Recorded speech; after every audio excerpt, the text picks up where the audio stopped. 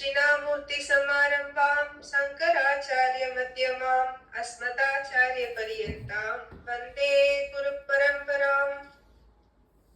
உலகெல்லாம் உணர்ந்து ஓதற்கரியவன் நிலவுலாவி நீர்மலி வேணியன் அழகில் சோதியன் அப்பலத்தாடுவான் மலர் சிலம்படி வாழ்த்து வணங்கும். நம்ம இந்த கிளாஸ்ல அடுத்த நாயனார் பத்தி பார்க்கலாம். சோமயாகம் பண்ற நாயனார். இவர் சுந்தரமூர்த்தி நாயனாரோட சமகாலத்துல வாழ்ந்தவர். அவர் சோமயாகமே நிறைய பண்ணிட்டே இருக்கிறவர். இந்த பேரளம் பூந்தோட்டத்து பக்கத்துல அம்பரை சேர்ந்தவர்.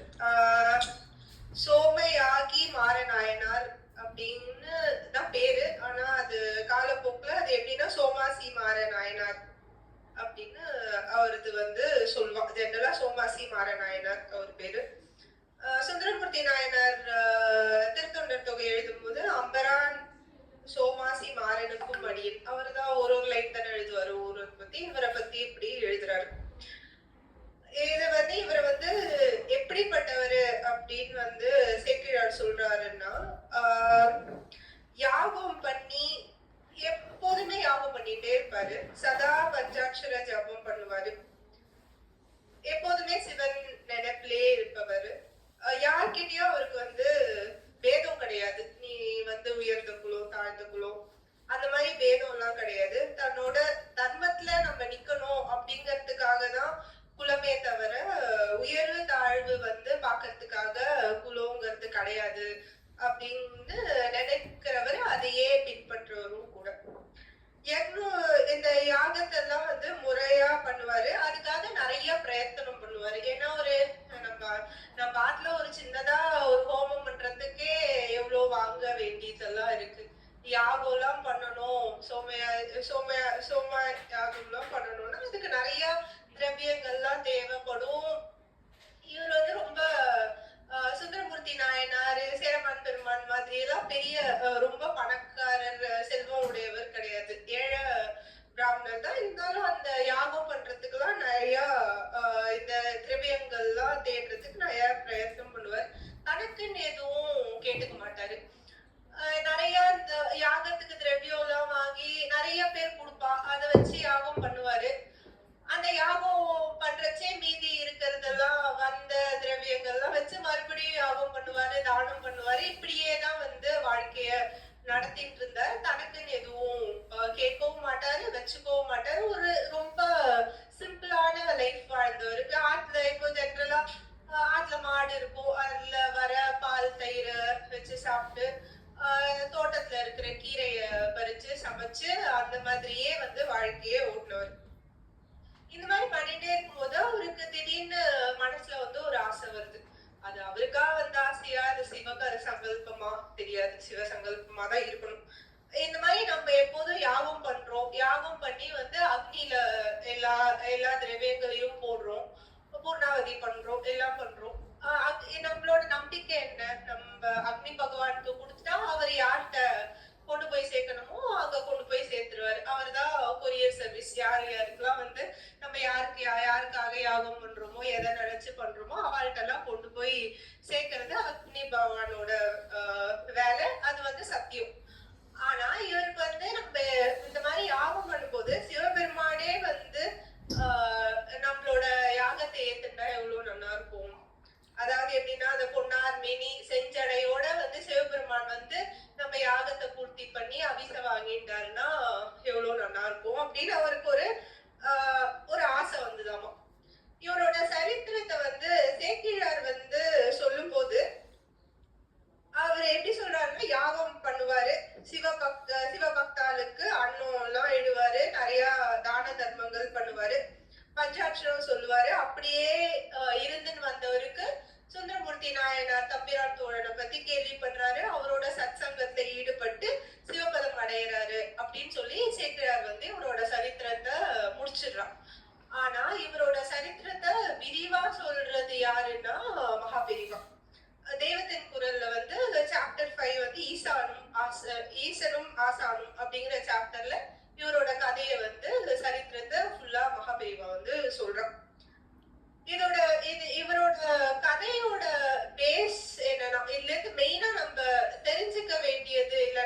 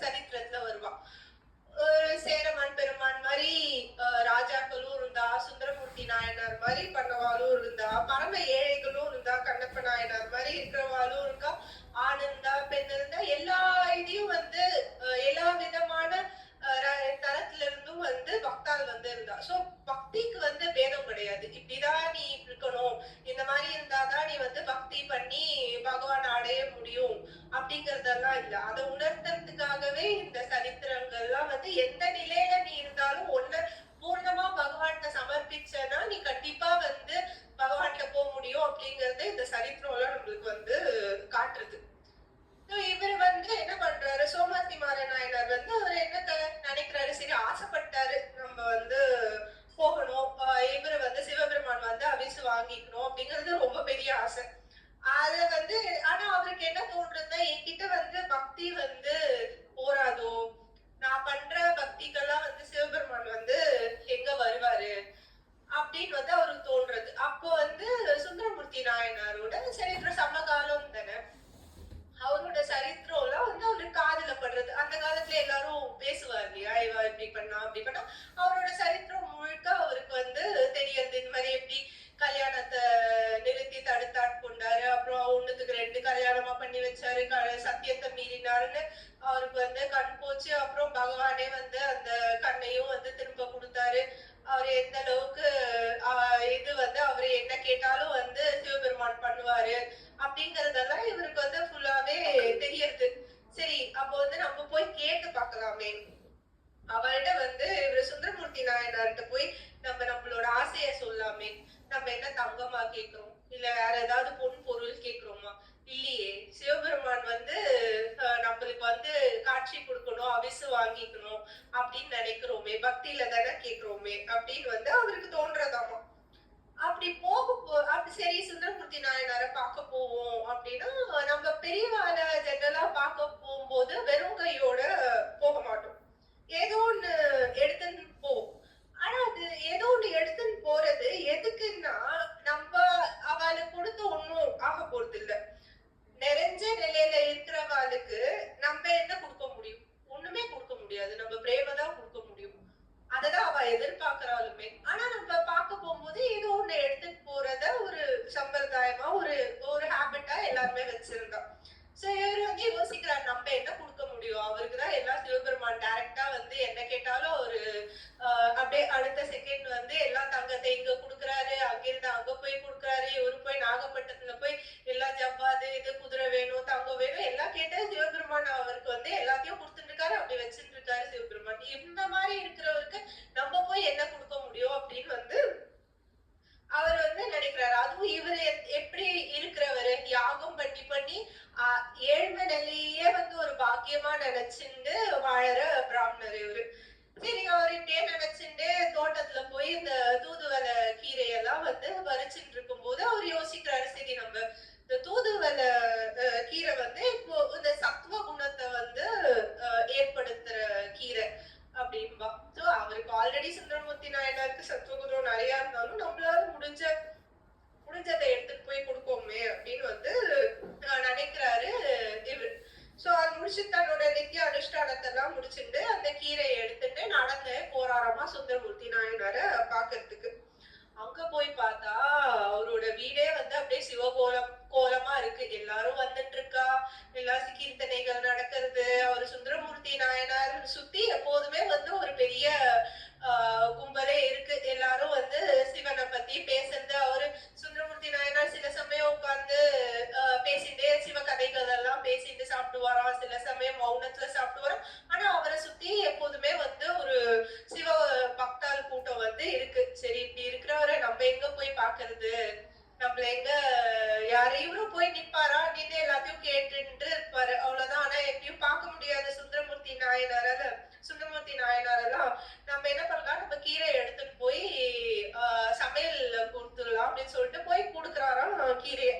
கொடுத்தா என்னது இது அப்படின்னா, தூதுவளை கீரை எடுத்துன்னு வந்திருக்க, சாமியோட சாப்பாட்டுல சேர்த்துருங்கோ அப்படிங்கிறாங்க. உடனே வந்து பரவநாச்சியார் கிட்ட அம்மாட்ட கேட்கணும்னா அப்படின்னா, பரவநாச்சியார்கிட்ட கேட்டா என்னமா பிராமணர் என்னமாமா அப்படின்னு கேட்டா, நீங்க இதை சேர்த்துக்கோங்கோ அப்படின்னா சரி அப்படின்னு அவளும் சொல்லி இதை சேர்த்துருங்கோ சாமியோட சாப்பாட்டுல அப்படின்னு பரவநாச்சியாரும் சொல்லிடுறான்.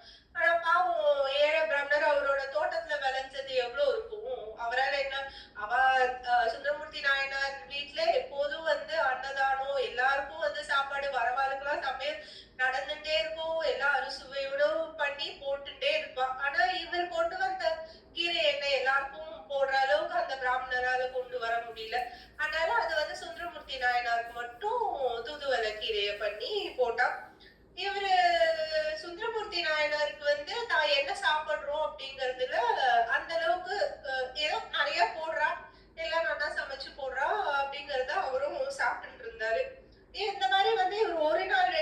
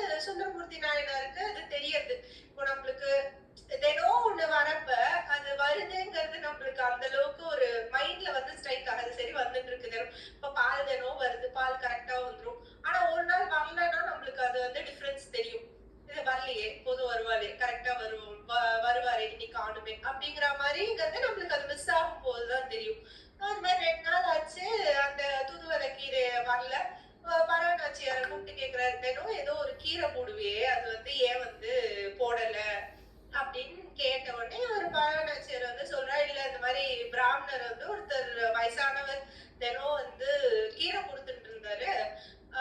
மழை பெய்யுறது இல்லையா, வெள்ளம்ங்கிறதுனால வர முடியல போல இருக்கு அந்த பிராமணரால அப்படின்னு சொல்றோம். இவர் வந்து சுந்தரமூர்த்தி நாயனார் தினம் வந்து கொடுக்குறாரா, அப்போ நீ வந்து ஏதோ அவர் என்கிட்ட பேசணும்னு நினைக்கிறாருன்னு நினைக்கிறேன், நீ அடுத்த தடவை வரும்போது என்ன பார்க்க சொல்லு அப்படின்ட்டு சொல்லிடுறாரு. ஒரு 5 நாள் ஆச்சு. 5 நாளைக்கு அப்புறம் தண்ணி எல்லாம் வடிஞ்சதுக்கு அப்புறம் இவர் வந்து வராரு. கீரை எடுத்துன்னு வந்த உடனே இந்த மாதிரி குடுக்க வராரு. பறவை நாச்சியார் ஆல்ரெடி அவ சொல்லி வச்சுட்டான் சமயக்கட்டுல, இந்த மாதிரி இந்த தாத்தா வந்தாருன்னா சோ என்ன பார்க்க சொல்லு அப்படின்னு சொல்லியாச்சு. வந்து கொடுத்த உடனே நீ வந்துட்டேலா மாமா, அதோ உங்களை பார்க்கணும்னாருன்ன உடனே சுந்தரமூர்த்தி நாயனார் உங்கள்கிட்ட அவரு பேசணுங்கிறாரு அப்படின்னு சொன்ன உடனே இவருக்கு வந்து ரொம்ப சந்தோஷமாயிடுது. என்ன பார்க்கணும்னாரா, நான் அவ்வளவு பாக்கியசாலியா என்கிட்ட பேசணும்னாரா அப்படின்னு ரொம்ப சந்தோஷப்பட்டு போறாரு. சுந்தரமூர்த்தி நாயனார் வந்து இவரு சாப்பிட்டெல்லாம் முடிச்சுட்டு வராது. வந்த உடனே எல்லாரும் கூட இருக்கும்போது தனியா உங்கள்கிட்ட பேசணும் அப்படிங்கிறாரு இந்த தாத்தா. சோ நீங்க வந்து சரி அப்படின்னு இவரு எல்லா சுந்தரமூர்த்தி நாயனார் எல்லாரையும் வெளியே அனுப்ப சொல்றாரு. ஆனா இவருக்கு மைண்ட்ல வந்து ஏதாவது பெருசா கேட்டுருவாரோ நம்மளால முடியாத அளவுக்கு அப்படிங்கிற மாதிரி ஓரத்துல வந்து ஒரு டவுட்டும் இருக்கு. கேட்டா சொல்லுங்க இப்ப என்ன வேணும்னு சொல்லுங்க அப்படின்னா, நான் வந்து சோமையாகும் பண்ற ஒரு பிராமணர் அப்படின்னா, ஓ சரி அப்ப உங்களுக்கு திரவியங்கள்லாம் நிறைய வேணுமா யாகத்துக்கு? சிவனோட சங்கல்பத்துல எனக்கு எல்லாம் நிறைய தான் இருக்கு, எனக்கு அதெல்லாம் ஒண்ணுமே வேண்டாம். ஆனா எனக்கு ஒரு சின்ன ஆசை இருக்கு. இந்த மாதிரி நான் யாகம் பண்ண உடனே அந்த அவிசு வாங்கிக்கிறதுக்கு சிவபெருமானே நேரம் வந்து வாங்கிக்கணும்னு ஆசை இருக்கு. சுந்தரமூர்த்தி நாயனார் வந்து இவரு இவ்வளோ தாத்தா வந்து கிழவர் வந்து இதுவா பார்க்க எளிமையா இருந்தாலும் இவ்வளோ பெருசா கேட்கிறாரே அப்படின்னு வந்து சுந்தரமூர்த்தி நாயனார் நினைச்சிருந்தாராம். சொல்றாராம், நான் வந்து சிவபெருமான்கிட்ட சொல்றேன், நான் பிரார்த்தனை பண்ணிக்கிறேன், ஆனா வரதும் வராததும் வந்து அவரோட விருப்பம் அப்படின்னு சொன்னோடனே ஒரு நீங்க எனக்காக கேக்குறேன்னு சொன்னதே வந்து எனக்கு ரொம்ப சந்தோஷமா இருக்கு அப்படின்னு சொல்லிட்டு அந்த இவரு பிராமணர் வந்து கிளம்பி போயிடுறாரு. இவரு சுந்தரமூர்த்தி நாயனார் கேக்குறாரு, சிவபெருமான்கிட்ட பிரார்த்தனை பண்றாரு, இந்த மாதிரி வந்து கேட்டாரு வரணுங்கிறாருன்ட்டு. உடனே வந்து சிவபெருமானும் வந்து நீ கேட்டு நான் ஏதாவது இது வரைக்கும் இல்லைன்னு சொல்லியிருக்கேனா சுந்தரா, நான் கண்டிப்பா போறேன் நாளைக்கு, ஆனா நான் வந்து இதே ரூபத்துல போகாம எந்த ரூபத்துல போனாலும் அவரால் என்ன வந்து லைக் ஐடென்டிஃபை பண்ண முடியணும், அவர் என்ன தெரிஞ்சுக்கணும், நான் வந்து இந்த ரூபத்துல போக மாட்டேன் அப்படின்னு வந்து ஒரு நல்ல அனுஷ்டானமா இருந்தா அவருக்கு வந்து என்ன தெரியும் அப்படின்னு சொல்லிடுறாரு சிவபெருமான். மறுநாள் அந்த தாத்தா வராரு, திரும்ப ரொம்ப ஆவலோட வராரு. என்ன சொல்லியிருப்பாரு சிவபெருமான்கிட்ட கேட்டதுக்கு அப்படின்னா, ஒரு சுந்தரமூர்த்தி நாயனார் வந்து நான் கேட்டிருக்கேன் வரேன்னு சொல்லிட்டாரு அப்படிங்கறதோட நிறுத்திட்டாரு. அவர் அதுக்கு மேல வந்து சொல்லல. இந்த மாதிரி வேற ரூபத்துல வருவாரு அப்படின்லாம் சொன்னா அவரோட சோதனையை வெளிப்படுத்துற மாதிரி ஆயிடும் இல்லையா. ஆனா சுந்தரமூர்த்தி நாயனார் நான் கேட்டுட்டாரு வரேன்னு சொல்லிட்டாரு அப்படின்ட்டு அதோட நிறுத்திட்டாரு. இவருக்கு ஒரே சந்தோஷம் அந்த கிழவருக்கு. அப்பா நம்மளோட யாகத்தை ஏத்துக்கிறதுக்கு சிவபெருமான் நேர்ல வராரா, சுந்தரமூர்த்தி நாயனார் வாக்கால சொல்லிட்டா அது பொய்யாகாது கண்டிப்பா அப்படின்னு தடபுடலா வந்து ஏற்பாடு பண்றாரு யாகத்துக்கு. நிறைய வேத வித்துக்கள் எல்லாம் கூப்பிட்டு யாகம் வந்து ரொம்ப பெருசா நடக்கிறது. நம்ம சாதாரணமா ஆத்துல ஒரு 20 பேர் 30 பேர் வரா ஒரு இது ஹோமம் சின்னதா பண்றோம் அப்படின்னாலே நம்மளுக்கு கையும் ஓடாது காலும் ஓடாது, இங்க பாக்கணும் அங்க பாக்கணும், எல்லாருக்கும் வேண்டிய பொருள் எல்லாம் கரெக்டா இருக்கான்னு பாக்கணும், எல்லாம் சாப்பாட்டுக்கு இது பண்ணணும் வழி பண்ணணும், அது கரெக்டா இது இவ்வளோ வந்து நம்ம பார்ப்போம். சிவபெருமானே வரேன் அப்படின்னு சொன்னா அவர் பரபரப்பா ஒண்ணுன்னா எல்லாம் கரெக்டா இருக்கணும், எதுலயும் வந்து எந்த குறையும் இருக்கக்கூடாதுன்னு சொல்லிட்டு ரொம்ப பிஸியா பாத்துக்கிட்டு இருக்காரு. எல்லா யாகம் எல்லாம் நல்லபடியா ஆயிட்டு இருக்கு. பூர்ணவதி வரப்போறது சிவபெருமான காணும், வர அறிகுறியும் தெரியல. சோ இப்ப வந்து ஆனா இவர் யோசிக்கிறாரு, சுந்தரமூர்த்தி நாயனார் சொன்னது வந்து கண்டிப்பா பொய்யாகாது, கண்டிப்பா வந்து சிவபெருமான் வருவாரு. இவர் வந்து சொல்லி வச்சிருக்காரு எல்லார்ட்டையும் இந்த மாதிரி சிவபெருமானே வரட்டு இருக்காரு அப்படின்னோடனே எல்லாரும் காத்துட்டு இருக்கா சிவபெருமான் வந்து வரதுக்காக. திடீர்னு என்னாச்சுன்னா எல்லாருக்கும் வந்து வேதமே சொல்ல முடியாத அளவுக்கு வாந்தியா வருதான், பயத்தை பெரட்டிண்டு. நான் அவ்வளோ நாத்தம் அடிக்கிறதா. எல்லாரும் என்னடா இது இப்படி இப்படி யாகம் இவ்ளோ இதுவா நடந்துட்டு இருக்கு ஹோமம். இப்படி வந்து நாத்தம் எங்கேருந்து வருதுன்னு திரும்பி பார்த்தா ஒரு சேரி பட்டாளமே வந்து வந்துட்டு இருக்கான். சரி பார்த்தா அந்த பட்டாளம் எப்படின்னா ஒரு பஞ்சவன் இருக்கா. அவ மனைவி வந்து பஞ்சவன் வரா. அவ கூட அவ மனைவி இருக்கா. அந்த மனைவி தலையில வந்து ஒரு கல்லு குடம். அதுல இருந்துதான் அந்த நாத்தம் கொமட்டிட்டு வர நாத்தம் வந்து அடிக்கிறது.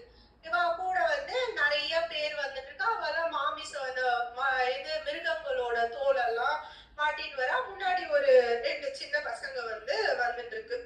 அந்த முன்னாடி வர அந்த பஞ்சவன் வந்து ஒரு 4 நாய வந்து புடிச்சிட்டு வராராம். அது வந்து குறைச்சுட்டு இருக்கான் பெருசா. இவ வந்து உடனே எல்லாரும் உங்க வேதம் சொல்லிட்டு இருந்தவா அந்த யாகம் பண்ணிதோ அவளை முதல்ல வெளிய துரத்துங்கோ. இந்த மாதிரி யாகம் நடக்கிற இடத்துல இந்த மாதிரி ஆளுதான் உள்ள வருதா, நாயன்மார் அவரை சொல்லி வந்து நீங்க சோமாசி நாயனர் முதல்ல அவரை வெளில போக சொல்லுவோம். இல்லைன்னா நாங்க வந்து இங்க யாகம் பண்ண மாட்டோம், நாங்க எழுந்து போயிருவோம் அப்படின்னு வந்து அவ எல்லாரும் சொல்றாங்க இருக்கிறவெல்லாம். ஆனா இவரோட சுந்தரமூர்த்தி நாயனாரோட அருளோ இல்ல இவரு வந்து எவ்வளோ சிவனை நினைச்சிட்டு பண்ண யாகமோ அவர் மனசுல எந்த அளவுக்கு நினைச்சிட்டு இருந்த பக்தியோ ஏதோ அவருக்கு வந்து தெரிஞ்சிருது. வந்தது வந்து சேரி கூட்டம் கிடையாது, சிவபெருமானே தான் வந்திருக்காரு. அம்பிகை பக்கத்துல இருக்கா. அந்த 2 குழந்தைகள் வந்து முருகனும் பிள்ளையாரும் வந்திருக்காரு. அந்த 4 நாய் வேற எதுவும் இல்ல, 4 வேதங்களை வந்து அப்படி கூட்டின்னு வராரு சிவபெருமான் அப்படிங்கிறது இவர் கண்ணுக்கு தெரிஞ்சு போச்சு. தெரிஞ்ச உடனே எல்லாரும் இல்ல இருங்கோ, எல்லாரும் இருங்கோ, வந்து சேரி கூட்டம் கிடையாது, சிவபெருமானே தான் வந்திருக்காரு, உங்களுக்கு தெரியல, நீங்க வந்து உங்களுக்கு பெரிய பாக்கியம் கிடைக்க போகுது, நீங்க எல்லாம் எழுந்து போகாதீங்கோ அப்படின்னு இவர் கத்துறாரு. ஆனா யாரு நீங்க ஏதோ உங்களுக்கு வந்து நீங்க சொல்றத மதிச்சு ஏதோ சிவபெருமான் வருவாருன்னு வந்தோம், நீங்க வந்து ஏன் இப்படி வந்து பித்து பிடிச்சு பேசுறேன். அவளுக்கு தெரியல, வேதம் படிச்சிருந்தாலும் அவளோட ஞானம் அவ்வளவுதான் இருந்தது. பகவான தெரிஞ்சுக்கிற அளவுக்கு ஞானம் வந்து அவளுக்கு இல்ல. அதனால அவளை எழுப்பினா சில பேருக்கு வந்து இவரை பத்தி தெரியும். இவர் சோமாசி நாயனாரோட பக்தி தெரியும், அவர் இத்தனை நாள் பண்ணியிருந்தது தெரியும், அவர் சொன்னா வந்து அது பொய்யா இருக்காதுன்னு சில பேர் வந்து அங்க இருந்தா மத்தவெல்லாம் எழுந்து போயிட்டான். எழுந்து போன உடனே இவர் வந்து விழுந்து நமஸ்காரம் பண்றாராம். நமஸ்காரம் பண்ணி எழுந்து பார்த்தா சிவபெருமான் வந்து இவர் கேட்ட மாதிரி அந்த செஞ்சடையோடையும் பொன்னிற உடம்போடையும் வந்து அவர் வந்து காட்சி அளிக்கிறாரு அம்பிகையோட. இவர் வந்து பூர்ணாவதி அவிசு வந்து கொடுக்குறாராமா. அவிசை கொடுத்தா அந்த அவிசை வந்து சிவபெருமான் வந்து வாங்கிக்கிறாரு.